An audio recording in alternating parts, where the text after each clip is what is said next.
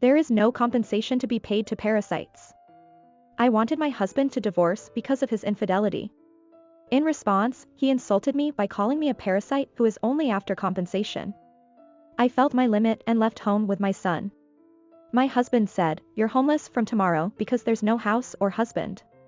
Ignoring my husband, who had been laughing at me until the end, I contacted a certain place. Then, a few days later, my husband called me in a hurry. "My name is Alex. I'm a 32-year-old housewife. I've been married to Ryan for 5 years this year. I live with my 3-year-old son, myself, and Ryan. I'm living a peaceful life now, but I used to live a life that was the opposite of what I am now. I lost both of my parents when I was young, and because my name was masculine, I was bullied from a young age. So I was always alone, I couldn't make any friends, and I was isolated. I spent those days dreaming of having a peaceful and warm family in the future. Ryan, my husband, works for a company founded by his grandfather. His grandfather is still the active chairman of the company. His father is the president, and Ryan is the heir to the next president. I quit my job when I got married to support Ryan, who has a bright future, and became a housewife at the same time. Our meeting was at a business meeting. The company I used to work for was doing business with the company Ryan worked for, and its main business was manufacturing machine parts. I was evaluated for the speed of delivering parts to the company, my personality that had no flaws, and my polite language in the company and at the negotiating table. There were things that could be avoided because I didn't have parents, but the company I was in evaluated my ability. That's what Ryan's grandfather and father heard, and I was encouraged to marry Ryan. Recognized by the in-laws, I was introduced to Ryan and started dating. We started living together in a new home prepared by Ryan's grandfather a few days after we started dating, as we were dating with the premise of marriage. Even when we were dating, we lived together like a married couple, helping each other with housework and cleaning. However, I was worried at first because I was parentless. Moreover, I was just an ordinary company employee and thought that I might not be suitable for him. I was worried before we got married, so I told his family about myself. I don't have parents. So I've always been an enemy of many people since I was a child. Is it okay for someone like me? When I asked, his grandfather and father told me kindly with a smile. It doesn't matter if you don't have parents. Alex, you've worked so hard. You don't have to worry about anything. For me, Alex is like a daughter, so you can rely on me anytime. His grandfather, father, and others treated me like a real family member. For me, who thought I would be alone for the rest of my life, there was no greater fortune than this, and I thought I could spend the rest of my life happily with Ryan, who is a member of such a kind family. I thought I could live as a normal person this time, but after I got married, Ryan gradually began to emotionally abuse me. The emotional abuse became worse when I found out I was pregnant with my son. My grandparents-in-law and parents-in-law were happy about the birth of their grandson, but Ryan seemed to be quite unhappy with their happy faces. Apparently, Ryan was a person who couldn't be satisfied unless he was always number one, partly because he was an only child. When everyone started to take an interest in me, Ryan began to treat me rudely. He talked behind my back so that his in-laws wouldn't find out, ignored me, and sometimes said things like, "Why do I have to take care of you just because you're pregnant? Do it yourself." He would say that and go out somewhere. I was exhausted by Ryan's change in attitude from before we got married. Even so, I thought he would be kind again once this child was born. I continued to live while thinking so, and a few months later, my son was born safely. Ryan and my in-laws were happy that their grandson was born, perhaps because he was connected by blood. However, Ryan's emotional abuse towards me did not change. Even so, I was still relieved that he was still kind to my son. My son was still small. He was still kind to my son. I kept telling myself that and continued to endure for my son. Ryan did not take advantage of my feelings, and the emotional abuse gradually worsened. In the cold winter, I was made to go shopping in thin clothes, and I was made to spill food on the floor and redo it. When Ryan was in a bad mood, he pushed me down the stairs. It was lucky that I only sprained my ankle because it was only about 4 or 5 steps from the bottom. No matter how badly Ryan treated me, I was able to keep going because of my beloved son. However, one day, Ryan's infidelity was discovered. It was a coincidence. Ryan, who happened to be drinking and came home, fell asleep on the sofa, and when I tried to call out to him, I saw his cell phone. Either he fell asleep while operating it, or the message screen was open. There, a woman's name was displayed. I had a bad feeling and felt guilty, but I secretly took Ryan's smartphone and checked its contents. There, an unbearable exchange between a man and a woman was taking place. The affair partner was a nightclub employee that Ryan often went drinking with. He said it was a company affair, but there was no way a serious in-law would go to a nightclub. When I was suffering from morning sickness, he must have gone out to meet this woman. In the exchange, there were lines like, "When are you going to divorce your wife?" which showed that they both understood that he was married. Furthermore, I found an account on Ryan's SNS that seemed to be his affair partner. The affair partner was kind enough to post many photos of herself with Ryan, including two-shot photos and photos of brand name products that Ryan probably gave her. I had a suspicion somewhere in my heart and suspected that he was cheating on me, but when I saw it with my own eyes, it was heart-wrenching. At the same time, anger welled up inside me. With trembling hands, I decided to send a message to the affair partner. "You know Ryan, don't you? I'm Ryan's wife." Then she immediately replied like this. "I know, we're dating. Have you finally decided to get a divorce?" The affair partner then kindly revealed everything to me. She didn't seem to know what position she was in and insisted on getting a divorce as soon as possible. However, judging from the exchange between the two, the affair partner was probably after Ryan's money. It's pathetic to fall for such a woman, but if I get divorced now, it will be just what the affair partner wants. I sent another message and ended the exchange with the affair partner. I have to talk to Ryan.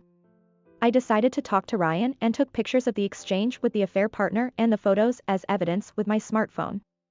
I held back tears of anger and put Ryan's smartphone back where it was. Then I quietly left the living room and headed for my sleeping son. Looking at my sleeping son's face, my body trembled with anger again. I will never forgive him. To push Ryan into hell, I decided to confront him directly the next day. "I have something important to tell you today." The next day, when Ryan came home from work, I confronted him about his affair. I showed him the evidence and the exchange between me and the affair partner. Then Ryan said to me nonchalantly, "I'm cheating?" "Oh, I've been doing it for a long time, but what does that matter?" Ryan easily admitted that he was cheating, as if it were a matter of course. "You're already over 30, aren't you?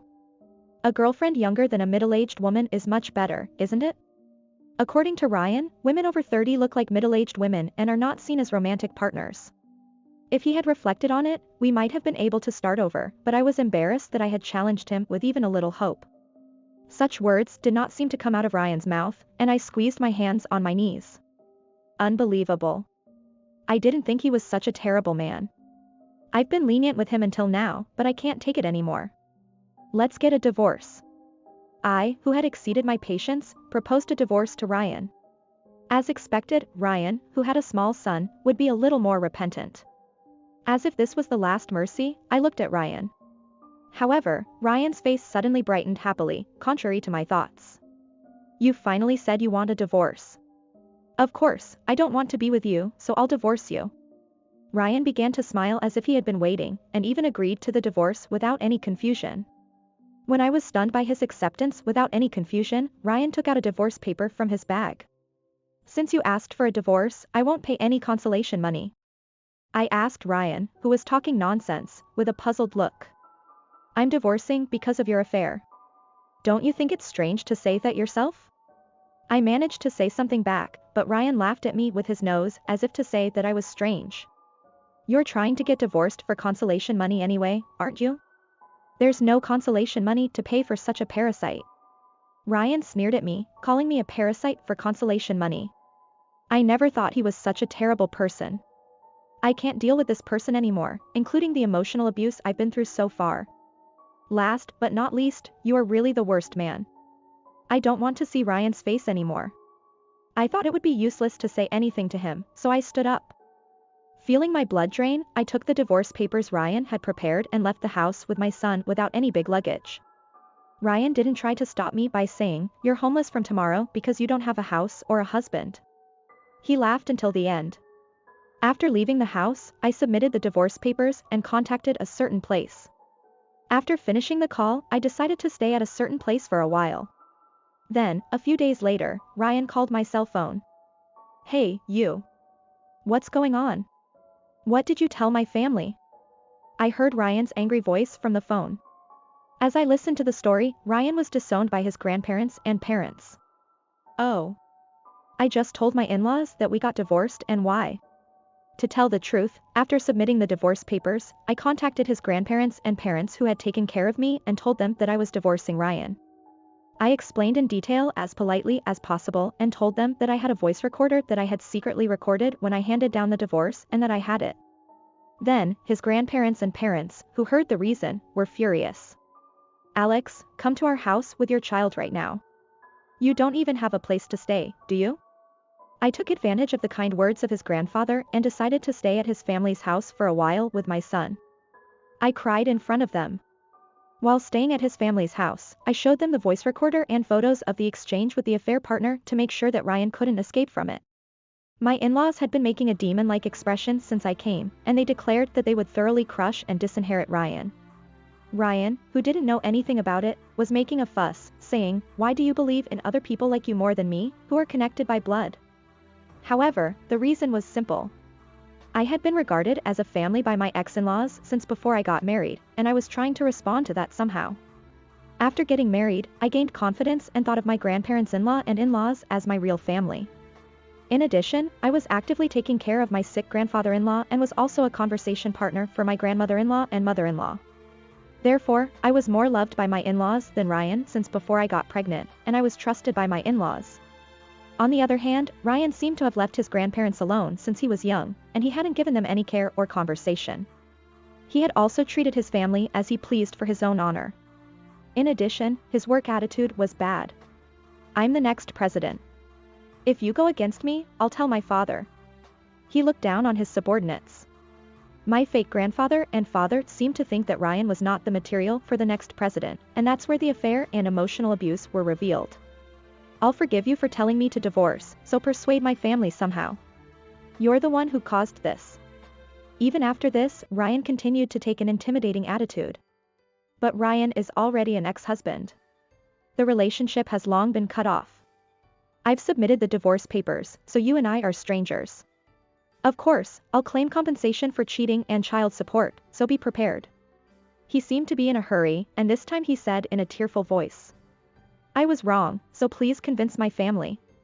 Otherwise, I won't be able to become the president." Is he prioritizing his own honor even at a time like this? Maybe both my son and I don't matter anymore. I couldn't accept Ryan's apology honestly, and I was really fed up with it. Ignoring Ryan's shallow words, I hung up the phone. After that, he called me several times, but my feelings didn't change at all no matter what he said. I refused Ryan's calls and put my phone in my pocket and went straight to the law firm. After that, I claimed compensation from the cheating partner through a lawyer. The cheating partner, who realized that he was being claimed for compensation, seemed to have easily abandoned Ryan. Ryan, who lost his cheating partner, repeatedly requested reconciliation with me. At that time, I was still staying at my in-laws' house and living peacefully with them.